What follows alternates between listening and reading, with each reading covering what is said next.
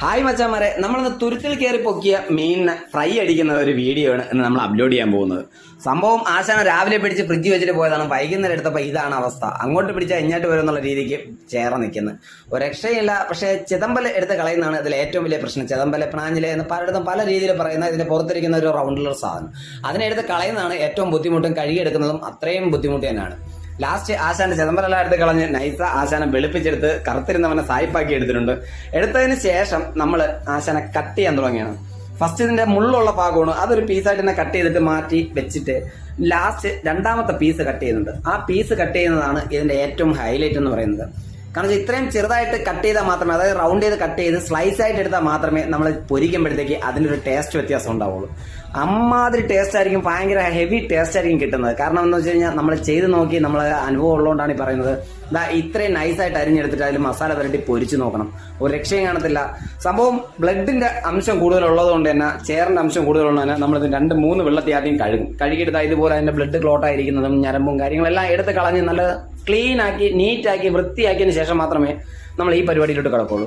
ഇത് മറ്റൊന്നുമല്ല, ഇത് ഉപ്പാണ്. കല്ലുപ്പില്ലാത്തതുകൊണ്ട് നമ്മൾ പൊടിയുപ്പാണ് ഇട്ടേക്കുന്നത്. ഉപ്പ് ഇട്ട് കുറച്ച് നേരം ഇങ്ങനെ വിരകി കഴിഞ്ഞതിന് ശേഷം ഇളക്കി മറിച്ചെടുത്തതിന് ശേഷം നല്ലൊരു വെള്ളത്തിൽ വീണ്ടും കഴുകുക. ഇത് ഉപ്പിന്റെ അംശം കൂടുതലായിരിക്കാം, എന്നാലും നല്ല രീതിക്ക് കഴുകി കഴിഞ്ഞാൽ ഉപ്പിന്റെ അംശം പോവുകയും ചെയ്യും. ഇതിന്റെ ഒരു ചെറിയൊരു സ്മെല്ലുണ്ടാവുമെങ്കിൽ അതുവരെ പോകും.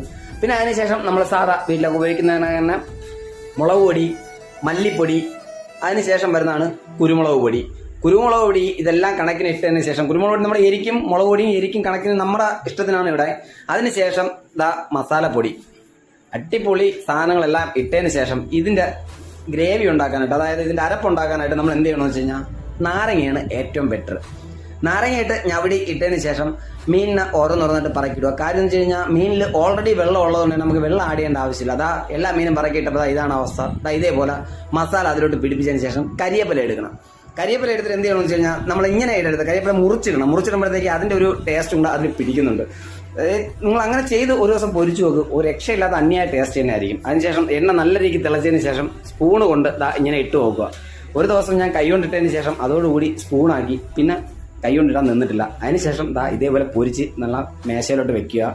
ഇത്തിരി കിഴങ്ങ്, അതിൻ്റെ കൂടെ ചെറിയൊരു ശകലം മീൻകറി, അതെന്ത് മീനും ആയിക്കോട്ടെ, കറി, അതെല്ലാം ഞവടി കുഴച്ചെടുത്തതിന് ശേഷം ഇതിന്നൊരു പീസ് ഇങ്ങനെ എടുത്ത്, ഒരു തക്കാളി, ഒരു സവാളയുടെ പീസ്, രണ്ടും കൂടെ ചേർത്തൊരു പിടിയുണ്ട് മച്ചാമാരെ, ഒരു രക്ഷയില്ല. ഫുൾ വൈബായിരിക്കും. നമ്മൾ അത്രയും കഷ്ടപ്പെട്ടതിൻ്റെ ഒരു ഹാപ്പിനെസ് കിട്ടുന്നത് ഈ സമയത്തായിരിക്കും.